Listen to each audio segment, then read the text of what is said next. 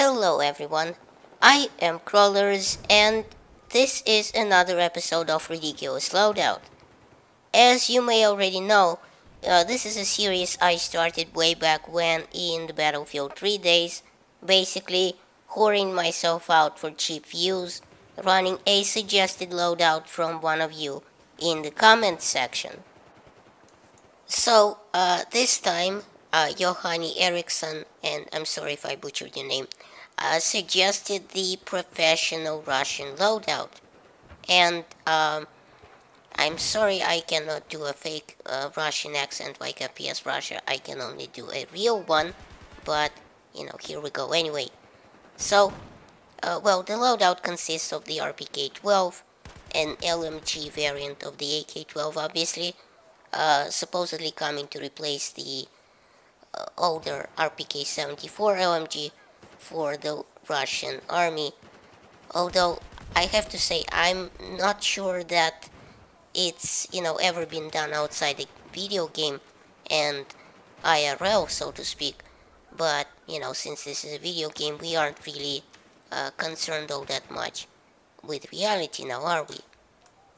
But besides the RPK-12, I also have the heavy barrel and the bipod for it.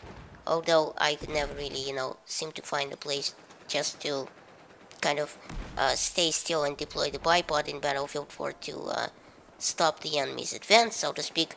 Although I,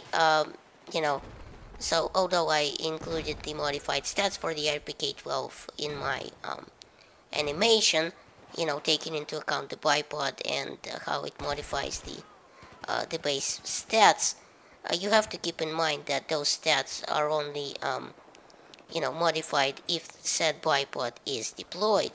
So, they kind of remain the same if the bipod is not deployed. So, besides that, I have the MP443 Garage as my sidearm, very Russian infantry this, and it actually comes with a suppressor this time, which doesn't seem to be doing anyone any favors, especially on a 64 player TDM clusterfuck map. Still, this once it came in really handy. As you can see, I was protecting myself with the shield as an enemy guy rushed me, and he thankfully didn't have an automatic, and I turned around and fired with what I thought was my primary weapon, but I didn't know I was selecting the pistol.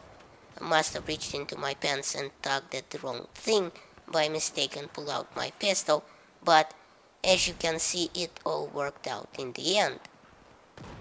Now, admittedly, I wanted to do a Battlefield Hardline loadout this time, as I have the game, obviously, and someone even suggested a loadout for it, but I couldn't unlock the things in time, the things for the loadout, like the flash hider for the G18, which apparently unlocks in half past never, and the shadow upgrade or some shit like that for the professional class, which I do not have. So a hardline loadout next time, I guess.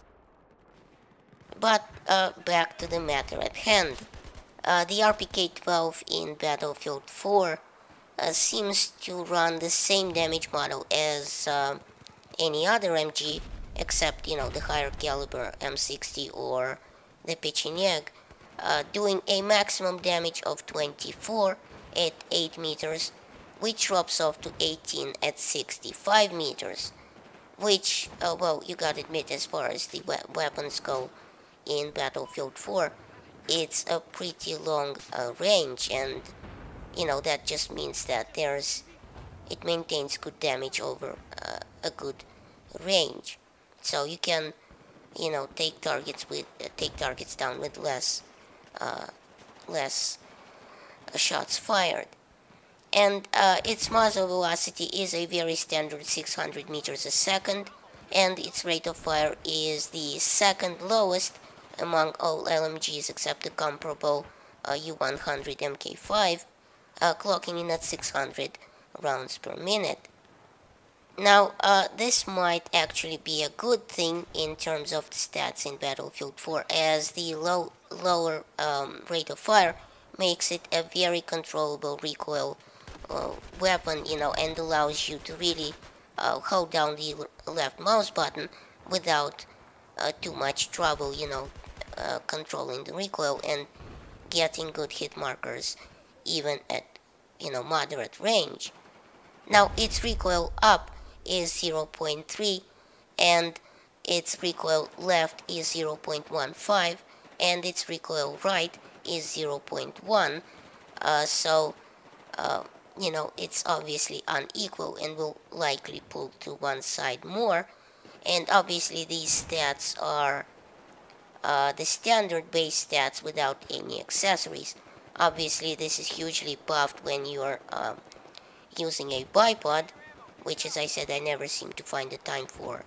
And obviously the RPK-12 has an AK style magazine, which in Battlefield 4 comes to a total of 60 rounds of happiness. And well, this isn't a belt-fed MG. There are advantages to this, the obvious one being that unlike reloading the belt and replacing the gigantic and heavy box, all you need to do is plug in a new mag, which is faster and also has the advantage of having a short reload time, since you can reload with one left in the chamber, unlike with a belt where you have to replace the whole thing. Now, these reloads clock in at 2.4 and 3.5 seconds respectively, and well, this magazine is much smaller than the 100 or 200 rounds belts. It's much easier and much faster to replace, as I said. Also, well, as you probably noted, I have removed the beeping from my gun animation by popular demand, and by popular demand I mean one comment, though I could totally see that this could be, a bit annoying. So even though I was kind of going for that whole electric theme, I still don't have a problem getting rid of it. I think, the LCD style digital clock font already kind of gets that point across for me. So I hope you enjoyed this episode of Ridiculous Loadout, and now because I don't feel like suffering alone, Johanny Eriksson must also run this loadout and upload it to YouTube, and I'll accept the link down below in the comment section. And thanks for watching. Please rate and share this video as it helps my channel grow. Check out my other videos at the end of this one, and remember, in Soviet Russia, YouTube subscribes you.